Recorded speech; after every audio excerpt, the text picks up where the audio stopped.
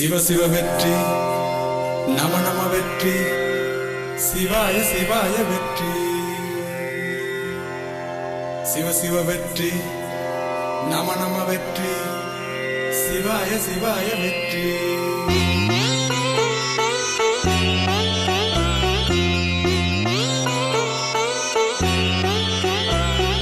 நிதான வெற்றி, நிரந்தர வெற்றி, ஃபார்மட் முறையில் நிச்சயம். நிம்மதி தேடும் மானிட இனமே, ஃபார்மட் கணிதம் சத்தியம். நிதான வெற்றி, நிரந்தர வெற்றி, ஃபார்மட் முறையில் நிச்சயம். நிம்மதி தேடும் மானிட இனமே, ஃபார்மட் கணிதம் சத்தியம். மாற்றங்கள் செய்திடு பெயரிலே, முன்னேற்றங்கள் பெறுவாய் உலகிலே.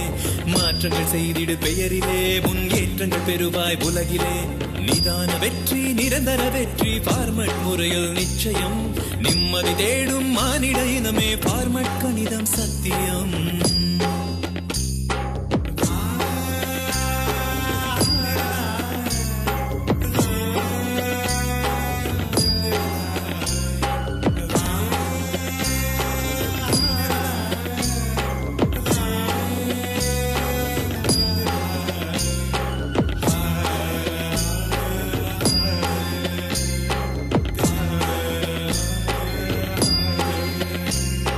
வள்ளுவன் கூட மனிதன் குணத்தை வகுக்க முடியவில்லை. மகாதன் சேகர் ராஜா வகுத்த குணங்களுக்கு ஈடு இணை இல்லை. நம நம நம நம சிவ சிவ சிவ சிவ வெற்றி வெற்றி வெற்றி. கடவுள் சொன்ன ரகசியம் யாதும் நமக்கு தந்தாரு. என் கணித கடவுள் போலே நின்று நன்மை செய்தாரு. நம நம நம நம சிவ சிவ சிவ சிவ வெற்றி வெற்றி வெற்றி. மருத்துவர் போல நோய்கள் தீர்த்து மனிதம் வென்றாரு. மகத்துவம் கோடி அறிந்த பின்பும் சேவைகள் செய்தாரு. நாட்டில் நடக்கும் தீமைகள் அகற்றும் வழிகள் கண்டாரு. மக்கள் வாழ்வில் பெயர்களை மாற்றி வெளிச்சம் தந்தாரு. நிதான வெற்றி, நிரந்தர வெற்றி, ஃபார்மட் முறையில் நிச்சயம். நிம்மதி தேடும் மானிட இனமே, ஃபார்மட் கணிதம் சத்தியம்.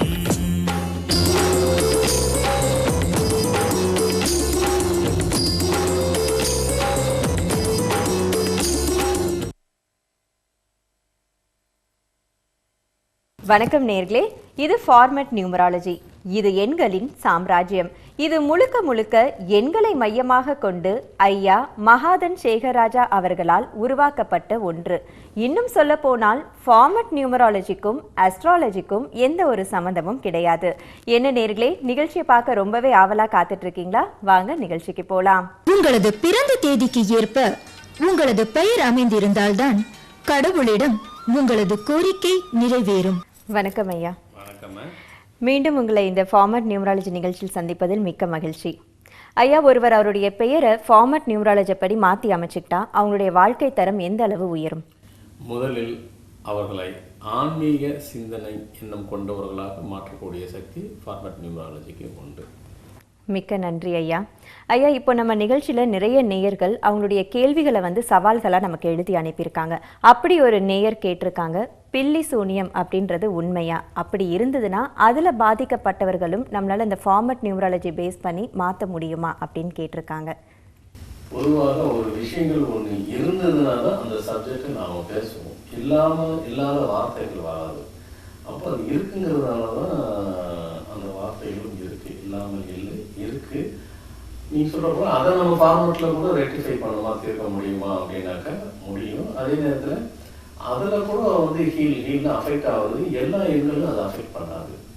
சில குறிப்பிட்ட எண்களுக்கு மட்டும்தான் அதில் அஃபெக்ட் ஆகுது. இப்போ 2ஆம் எண் எடுத்துக்கிட்டீங்கன்னாக்கா கண்டிப்பாக அது ஹீல் ஆகிடும். 4ஆம் எண் கூட ஹீல் ஆகிடும். 7ஆம் எண் இருக்கிறவங்களும் கூட அது ஹீல் ஆகக்கூடிய இது இருக்குது. எல்லா எண்ணுக்கும் அஃபெக்ட் பண்ணிடாது. பட் ஒரு சில பேருக்கு அது ஒரு அவங்களுக்குள்ள ஒரு பிரம்மையில் கூட தனக்கு இருக்கும் ஒன்று. இந்த எண்ணத்தை தவிர மற்ற எண்ணங்களுக்கெல்லாம் மற்றவங்க ட்ரை பண்ணவங்க அது நடக்காது. இந்த எண்ணங்கள் கண்டிப்பாக ஒரு ஹீல் ஆகிறதுக்கு வாய்ப்பு, அஃபெக்ட் ஆகிறதுக்கு வாய்ப்பு. இருந்தாலும் நம்ம ஃபார்மேட்டில் அதை சரி பண்ணலாம். என்ன ஒன்று எழுதுகிற மெத்தட் கொஞ்சம் வித்தியாசமாக இருக்கும். கொஞ்சம் இது எப்படி ஹார்டாக இருக்கிறது, கொஞ்சம் எழுதுறது கொஞ்சம் ரொம்ப ஜாஸ்தி இருக்கும். சரி பண்ணிடணும். மிக்க நன்றி ஐயா. நீங்க சொன்ன இந்த பதில் நிச்சயமா எல்லாருக்குமே பயனுள்ளதா இருந்திருக்கும்.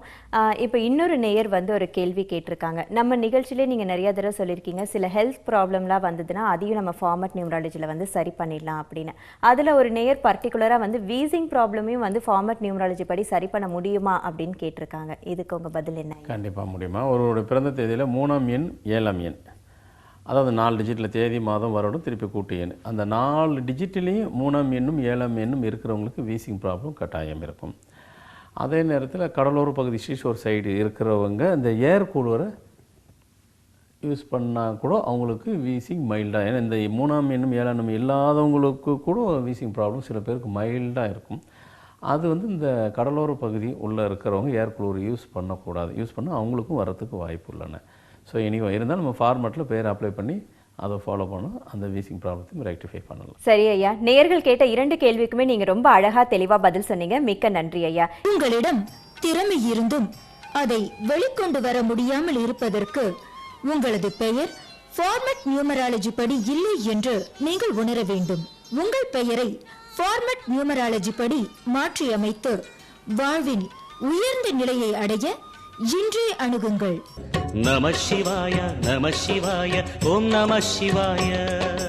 இப்போ நம்ம நிகழ்ச்சியுடைய முதல் பகுதியான பெயரின் முதல் எழுத்து வந்திருக்கோம். இந்த பகுதியில் நீங்கள் ஒவ்வொரு வாரமுமே எந்த எண்ணில் பிறந்தவங்க எந்த எழுத்தை அவங்களுடைய பெயரில் முதல் எழுத்தாக வச்சுக்கிட்டா அவங்களுடைய வாழ்க்கை தரம் வளரும் அப்படின்னு சொல்லிட்டு இருக்கீங்க.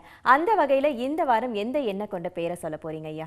கண்டிப்பாக ஒருவருடைய பிறந்த தேதிக்கு ஏற்ப அவர்களுடைய பெயரினுடைய முதல் எழுத்து அல்பபெட்டை சரியாக இருந்தால் அவர்கள் வாழ்க்கையை நமது ஃபார்மட் படி 3 விதமாக பிரிக்கிறோம். ஒன்று சாதனைக்கு உரியவராகவும் வெற்றிக்கு உரியவராகவும், இன்னொன்று ரெண்டும் இல்லாமல் வெற்றுக்குரிய வாழ்க்கையாக மாறிவிடுகிறது. இப்போ ஒருத்தர் 30ஆம் தேதியில் பிறந்திருக்கிறார் என்றால் அவரின் பெயரின் முதல் எழுத்து ஏ என்று இருந்தால் கண்டிப்பாக அவர் சாதனைக்கு சொந்தக்காரராக மாற்றப்படுகிறார். அதே 30ஆம் தேதியில் பிறந்தவர்கள் அவருடைய பெயரின் முதல் எழுத்து ஹெச் என்று இருந்தால் வெற்றிக்கு உரியவராக காணப்படுகிறார். அதே 30ஆம் தேதி பிறந்தவர் அவர் பெயரினுடைய முதல் எழுத்து பி என்று இருந்தால் நிச்சயமாக வெற்றியும் இல்லாமல் சாதனை இல்லாமல் அதுக்கு அடுத்தது உள்ளது வெற்று வாழ்க்கையை வாழ்வதற்கு உண்டானத வாழ்க்கையை எதிர்பார்க்க வேண்டிய சூழல் வந்துடும். அதனால் ஒரு பெயரும் நம்ம ஃபார்மட் படி அல்பாபெட்டிக்கு ஃபஸ்ட் முதல் எழுத்து கண்டிப்பாக இப்போ ஜாதகப்படி பார்த்திங்கனாக்கா பாதங்கள் வரும். அவங்களுக்கு மொத்தம் முதல் பாதம், 2வது பாதம், 3வது பாதம், 4 பாதம் வரும்.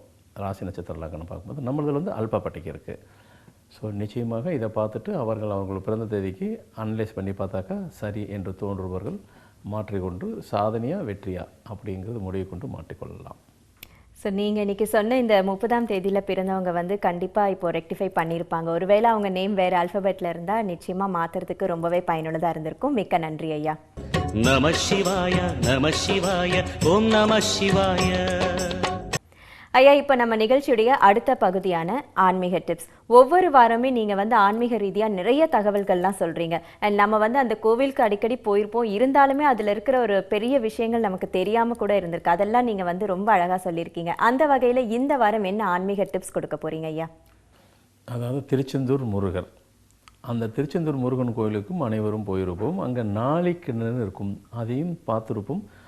ஆனால் நிறைய பேர் அதை பார்க்காமலே கூட வெறும் முருகர் கோயிலுக்கு வரைக்கும் போயிட்டு தரிசனம் பண்ணிட்டு வருவது உண்டு. நாளிக்கிணறை பார்க்கணும். ஏனென்றால் அந்த நாளிக்கிணறுங்கிறது வந்துட்டு முருகன் அந்த காலத்தில் தன்னுடைய தாகத்தை தீர்க்கத்திற்காக சும்மா அவருடைய வேளால் கீறப்பட்ட இடம். அதாவது மொத்தம் வெறும் ஆழமே வந்து வெறும் 6 அடி தான் ஆழம் இருக்கும். 6 அடியில் தான் ஆழம் இருக்கும், 1 அடி சதுரம் தான் அது மொத்தம்.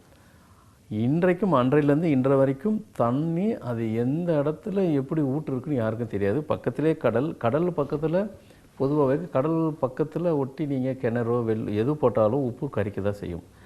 ஆனால் அதுதான் அந்த நம்மளுடைய ஆன்மீகத்தினுடைய சக்தி, முருகனுடைய சக்தி. கடல் பக்கத்திலே கிணறுக்கு 4 நாடி கிணறுன்ட்டு பேர். அந்த இடத்துல முருகர் அப்போ தன்னுடைய தாகத்தை தீர்க்கிறதுக்காக அவர் வேளால் கீறப்பட்ட இடம். ஒரு சதுரடியில் 6 அடி அகலத்தில் இருக்கும். இன்றைக்கி நீங்கள் தண்ணி ஊற்று மாதிரி எடுத்துக்கிட்டே இருக்கும், ஆனால் அந்த தண்ணி வந்துட்டு அப்படி ஒரு ஸ்வீட்டாக இருக்கும். இது சொல்லப்பட்ட கருத்து என்னவென்றால் அந்த முருகர் தன்னுடைய வேளால் எடுக்கப்பட்டது கீறப்பட்ட இடம், அதை நாளிக்கிணறு என்று சொல்வார்கள். நாளிக்கிணறை ஒன்று எடுத்து நாம் தீர்த்தமாக அதை பயன்படுத்தணும். திருச்செந்தூர் முருகர் கோயிலுக்கு போகிறோம், கட்டாய நாளிக்கிணறு பயன்படுத்தி கொள்ள வேண்டும். நிச்சயமா நீங்க சொன்ன இந்த தகவல் வந்து எல்லோருக்குமே பயனுள்ளதா இருந்திருக்கும். ஏன்னா எல்லாருமே அடிக்கடி போகக்கூடிய ஒரு கோவில் திருச்செந்தூர் முருகன் கோவில். மிக்க நன்றி ஐயா. நம சிவாய நம சிவாய ஓம் நம சிவாய. இப்போ நம்ம நிகழ்ச்சியுடைய அடுத்த பகுதியான பொது டிப்ஸ். இந்த பொது டிப்ஸ்லையும் நீங்கள் ஒவ்வொரு வாரமும் வந்து நிறைய பொதுவான தகவல்கள்லாம் சொல்லிட்டு இருக்கீங்க. அண்ட் நிறைய நேர்கள் அதை வந்து பின்பற்றவும் செய்கிறாங்க. இது நம்ம லெட்டர்ஸ் மூலமாக நிறைய பார்த்துட்டு இருக்கோம். அந்த வகையில் இந்த வாரம் என்ன பொது டிப்ஸ் கொடுக்க போறீங்க ஐயா? அதாவது பூஜை அறையில் வந்துட்டு எந்த சாமியினுடைய கடவுளை நாம் வச்சுட்டு வணங்கினாலும் சரி, தவறில்லை.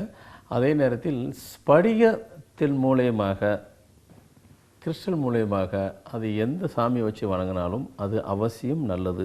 ஆனால் கட்டாயம் ஸ்படிகம் ஒவ்வொரு வீட்லேயும் இருந்தே ஆக வேண்டும். ஏனென்றால் ஸ்படிகத்துக்குத்தான் கெட்ட வைப்ரேஷனை உள்ளே இழுக்கக்கூடிய சக்தி ஸ்படிகத்துக்கு உண்டு. ஏன்னா எல்லா கெட்ட வைப்ரேஷன் அதெல்லாம் வந்துட்டு காற்று மூலயமா தான் வீட்டுக்குள்ளே வரும். அந்த ஸ்படிகத்துக்கு அதை உள் வாங்கி அதை பியூரிட்டி பண்ணி சரியாக்கக்கூடிய சக்தி ஸ்படிகத்துக்கு மட்டும்தான் உண்டு. அதனால் ஸ்படிகத்தை கட்டாயம் அவசியம் ஒவ்வொருத்தரும் தங்கள் வீட்டில் பூஜை அறையில் வைத்து பூஜிப்பது நல்லது. ஏன்னா அது மூலயமா தாங்க கெட்ட வைப்ரேஷன் வெளியேற்றவும் நல்ல வைப்ரேஷனை ரீட்டைன் பண்ணுறதுக்கும் வசதியாக இருக்கும். இந்த டிப்ஸு நிச்சயமாக அனைவர்களுக்கும் யூஸ்ஃபுல்லாக இருக்கும். உண்மையா ஐயா. ஏன்னா நிறைய பேர் இது வந்து பயன்படுத்தலைனா கூட இனிமேல் வந்து கண்டிப்பாக ஸ்படிகம் வாங்கி பூஜை அறையில் யூஸ் பண்ணுவாங்க. மிக்க நன்றி ஐயா. நம சிவாய நம சிவாய ஓம் நம சிவாய. ஐயா, இப்போ நம்ம நிகழ்ச்சியுடைய இன்னொரு முக்கியமான பகுதி செய்ய வேண்டியவை செய்யக்கூடாதவை. இந்த பகுதியில் நீங்கள் ஒவ்வொரு வாரமே நம்ம இதெல்லாம் செய்யலாம், இதெல்லாம் செய்யக்கூடாது அப்படின்னு நீங்கள் வந்து சொல்லிட்டு இருக்கீங்க. ஸோ அந்த வகையில் இந்த வாரம் நீங்கள் என்ன சொல்ல போகிறீங்க ஐயா? வீட்டில் பூஜை அறையில் நாம் வாழைப்பழத்தை வச்சு பூஜை செய்கிறோம். இந்த வாழைப்பழம் வைத்து பூஜை செய்யும்போது எத்தனை பழம் வைக்கணும், எத்தனை பழம் வைக்கக்கூடாதுன்னு இருக்குது. 2 பழம் தான் வைக்கணும். அது செய்யக்கூடியது. சில பேர் ஒரு பழம் எடுத்து வைப்பாங்க, ஒரு பழம் வைக்கக்கூடாது. ஸோ வாழைப்பழத்தை 2 பழமாக வச்சு தான் பூஜைக்கு செய்யணும். நம்ம கோயிலுக்கு கொண்டு போய் வாழைப்பழம் கொடுக்கணும்னு நினச்சா கூட அங்கே வந்து 2ஆக கொடுக்கலாம், இல்லைனா 6ஆக கொடுக்கலாம். அது 1/2 டஜன் ஒரு அப்படியே கொடுக்கணும், ஒரு பழமாக கொடுக்கக்கூடாது. இது கோயிலுக்கு போகும்போது கூட பெருசாக இருக்காது. ஏன்னா அங்கே வந்து 1 டஜன் கணக்கு தான் எடுப்போம். வீட்டில் செய்யும்போது தான் இது முக்கியம் தேவைப்படுகிறது. அதனால் வீட்டில் செய்யும்போது 2 வாழைப்பழமாக ஒரே தப்பிக்கணும். 2னா தனித்தனியாகவும் இருக்கக்கூடாது, 2 சேர்ந்தா போல் இருக்கணும். அது செய்யக்கூடியது. ஒரு பழமாக வச்சு பூஜை பண்ணக்கூடாது, அது செய்யக்கூடாது. ஸோ நீங்கள் சொன்ன இந்த தகவல் நிச்சயமாக எல்லோருக்குமே பயனுள்ளதாக இருக்கும் நான் நம்புகிறேன் ஐயா. அது மட்டும் இல்லாமல் நீங்கள் சொன்ன அந்த ஒரு விஷயம், அந்த 2 பழத்தை தனியாக கூட பிச்செல்லாம் நிறைய பேர் யூஸ் பண்ணுவோம். ஸோ அதுவும் வந்து தப்புன்னு நீங்கள் சொல்லியிருக்கீங்க. ஸோ நிச்சயமாக இந்த தகவல் வந்து பயனுள்ளதாக இருக்கும்னு நம்புகிறேன். மிக்க நன்றி ஐயா.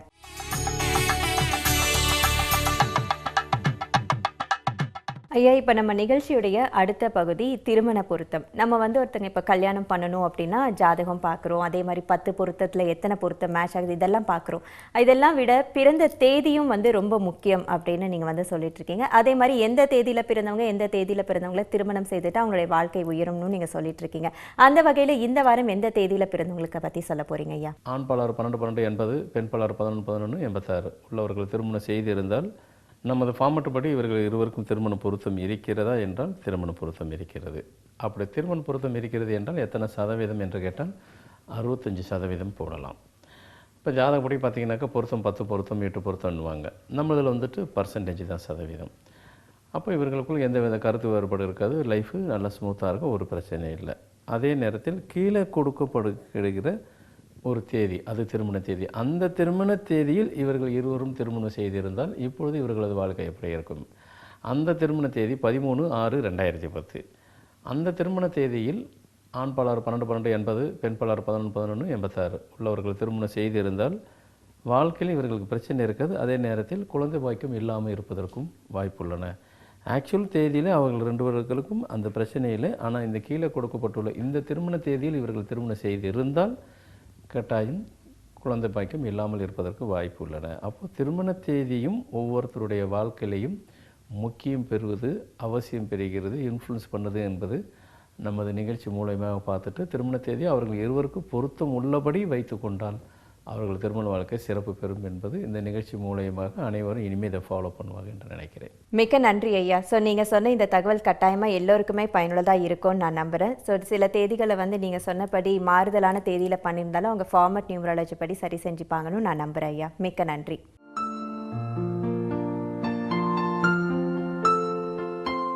இப்போ நம்ம நிகழ்ச்சியுடைய அடுத்த பகுதி தொழில். இந்த தொழிலில் சில பேர் வந்து தொழில் பண்ணுவாங்க, ஆனால் அந்த தொழில் வந்து முடக்கத்தில் இருக்கும். அதுக்கு என்ன காரணம் அப்படின்னு தெரியாமல் நிறைய பேர் குழப்பத்தில் இருப்பாங்க. அவங்களுக்குலாம் ஒரு வழிகாட்டுற விதமாக இந்த தொழில் செக்மெண்ட்டில் நீங்கள் ஒவ்வொரு வாரமும் நீங்கள் வந்து நிறைய தகவல்கள்லாம் சொல்லிட்டு இருக்கீங்க. அந்த அடிப்படையில் இந்த வாரம் எந்த தேதியில் பிறந்தவங்க எந்த தொழில் பண்ணால் சிறப்பாக இருப்பாங்க ஐயா?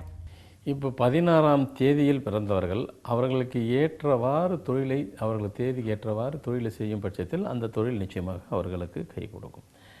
இப்போ 16ஆம் தேதியில் பிறந்தவர்கள் என்ன விதமான தொழில் செஞ்சால் அவர்களுக்கு பொருந்தமாக இருக்கணும், ஆட்டோமொபைல் சம்மந்தப்பட்ட தொழிலை செய்யலாம். அந்த தொழிலும் அவர்களுடைய தொழிலினுடைய நியூமராலஜி எண்ணும் இன்னும் கொஞ்சம் அவர்களுக்கு ப்ளஸ்ஸாக கொடுக்கும். 52ஆம் எண்ணில் அந்த ஆட்டோமொபைலினுடைய பெயரை நியூமராலஜி படி வைத்து கொண்டால் அந்த தொழில் கட்டாயம் வெற்றிகரமான தொழிலாக தான் அவர்களுக்கு கடைசி வரைக்கும் அமைந்திருக்கும். ஸோ ஒவ்வொருவர்களும் அவர்கள் பிறந்த தேதிக்கு எதுவோ அந்த தேதிக்கு ஏற்ப தொழிலை அவர்களை செய்யும் பட்சத்தில் அந்த தொழில் அவர்களுக்கு எந்த காலகட்டத்திலையும் நஷ்டத்தை கொடுக்காமல் லாபத்தையே கொடுக்கும். லாபம் அடுத்து வெற்றி அடுத்துட்டு சாதனை கொடுப்பதற்கு பிறந்த தேதிக்கு ஏற்ப தொழிலை செய்ய வேண்டும் என்பது நமது நிகழ்ச்சி மூலயமாக பார்த்து கண்டிப்பாக அதை ஃபாலோ பண்ணுவார்கள் என்று நினைக்கிறேன். கட்டாயமா ஐயா. ஸோ இது வரைக்கும் இல்லைனாலும் இனிமேல் இந்த நிகழ்ச்சியை பார்த்துட்டு 16ஆம் எண்ணில் பிறந்தவங்க வந்து கட்டாயமாக வந்து ஆட்டோமொபைல்ஸ், அதுவும் அந்த 52 அந்த கூட்டெண் வரப்படி தொழில் தொடங்குவாங்க நானும் நம்புறேன் ஐயா. மிக்க நன்றி. ஒருவர் வாழ்க்கையில் சாதனை புரிவதற்கு 4 விஷயங்கள் தேவை. 1. கடவுள் பக்தி. 2. மற்றவர்களின் திறமையை கணித்து அதனை கற்றுக்கொள்ளுதல். 3. அறிவுபூர்வமாகவே சிந்தனை செய்தல். 4. தங்களது பெயர் ஃபார்மட் நியூமராலஜி படி இருத்தல். நம சிவாய நம சிவாய ஓம் நம சிவாய. இப்போ நம்ம நிகழ்ச்சியுடைய அடுத்த பகுதி வாஸ்து. இப்போ வந்து வாஸ்துவும் வந்து நம்ம எல்லாருடைய லைஃப்லையும் வந்து ரொம்ப ஒரு முக்கியமான ஒரு பார்ட்டாகவே அமைஞ்சிருச்சு. என்ன பண்ணாலும் அது வாஸ்துப்படி தான் பண்ணணும் அப்படின்னு நிறைய பேர் வந்து ஃபாலோ பண்ணுறாங்க. நம்ம நிகழ்ச்சியை பார்க்குறவங்க கூட இந்த வாஸ்து பிரகாரம் நிறைய விஷயங்கள் அவங்களுக்குள்ளே தெரிஞ்சுக்கிறாங்களும். அது வந்து நிறைய லெட்டர்ஸில் வந்து நம்ம நேயர்கள்லாம் எழுதி அனுப்புகிறாங்க. ஸோ அந்த வகையில் இந்த வாரம் நீங்கள் வாஸ்துக்கு என்ன சொல்ல விரும்புகிறீங்க ஐயா? வாஸ்து பார்த்தீங்கன்னாக்கா நார்த் ஈஸ்ட் பக்கம் வந்துட்டு பெட்ரூம் இருக்கவே கூடாது. அதையும் தாண்டி சில பேருக்கு இருக்கிறன்னா பெரியவங்க இருக்கலாம், 60 வயசு கடந்தவங்க இருக்கலாம். அதே நேரத்தில் அந்த இடத்துல நார்த் ஈஸ்டில் கூட இது இருக்கக்கூடாது, டாய்லெட் இருக்கக்கூடாது.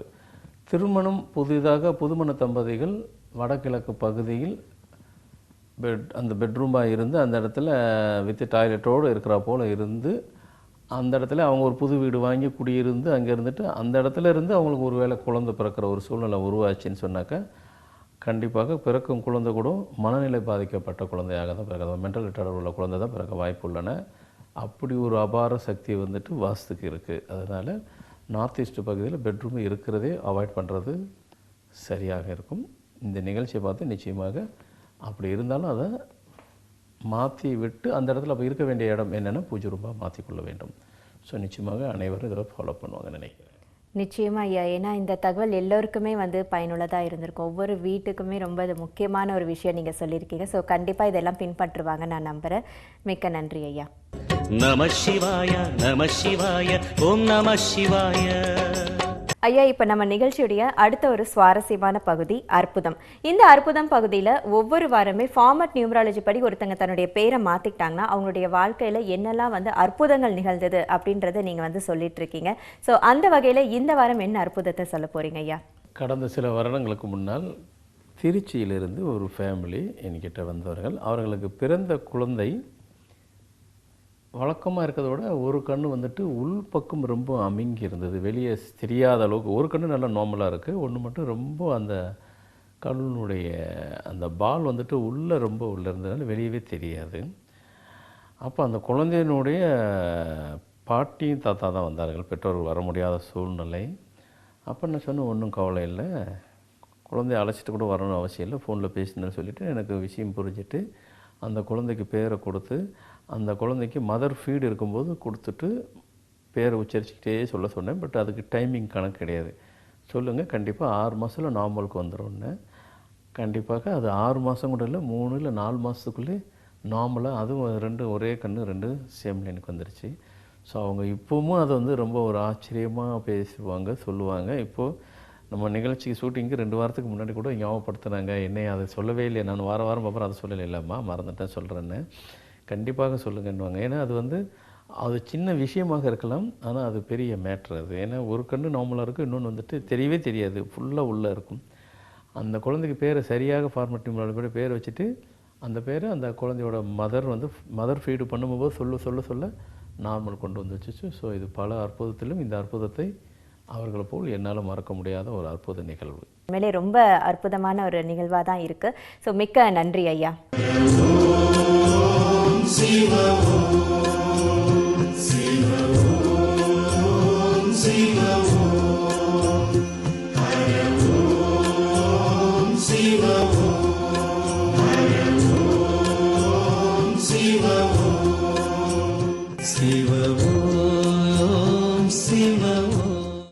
நம சிவாய நம சிவாய ஓம் நம சிவாய. ஐயா, இப்போ நம்ம நிகழ்ச்சியுடைய அடுத்த நிறைவு பகுதிக்கு வந்திருக்கோம், ஆன்மீகம். இந்த ஆன்மீகம் பகுதியில் நீங்கள் நிறைய ஆன்மீக ரீதியான தகவல்லாம் வந்து கொடுத்துட்ருக்கீங்க. அந்த வகையில் இந்த வாரம் நீங்கள் என்ன தகவல் சொல்ல போகிறீங்க ஐயா? அதாவது திருவண்ணாமலை கோவிலில் கிரிவலம் வரும் வழியில் குபேரலிங்கம் இருக்கும். குபேரலிங்கத்துக்கு அடுத்தாற்போல் இடுக்கு பிள்ளையார் அப்படின்னு இருக்கும். அந்த இடுக்கு பிள்ளையாரனுடைய இது வந்து தோற்றம் வந்துட்டு சின்ன சந்து தான் இருக்கும். இப்போ நாமளே அங்கே போய் நின்னாக்கா அந்த சந்துக்குள்ளே நுழைய முடியுமா அப்படின்ற ஒரு கேள்வி இருக்கும், நுழைய முடியுமான்னு கேள்வி இருக்கும். ஆனால் உடம்பு பருமனாக உள்ளவர்கள் கூட அந்த இடத்தில் உடலை நுழைக்கும் பொழுது அந்த நேரத்தில் மட்டும் அவர்களுடைய பருமனான உடல் சிறிதாக்கப்படும். அது ஒரு சக்தி, அபார சக்தி அந்த இடத்தில் உண்டு.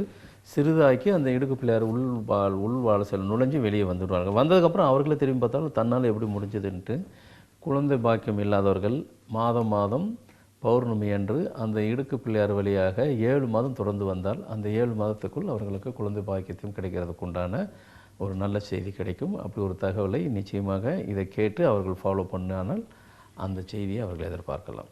நிச்சயமாக இது ஆக்சுவலாக நானே கூட எக்ஸ்பீரியன்ஸ் பண்ணியிருக்கேன். ஏன்னா என்னோட அத்தை ரொம்ப ஃபேட்டு, ரொம்ப வெயிட்டாக இருப்பாங்க. ஆனால் அது எப்படி இருந்ததுன்னு தெரியல. ஆனால் அவங்க வந்து அந்த பிள்ளையாரை தரிசனம் பண்ணிட்டு வந்துட்டாங்க. நாங்களே கூட நடக்காது அப்படின்னு தான் நினச்சோம்.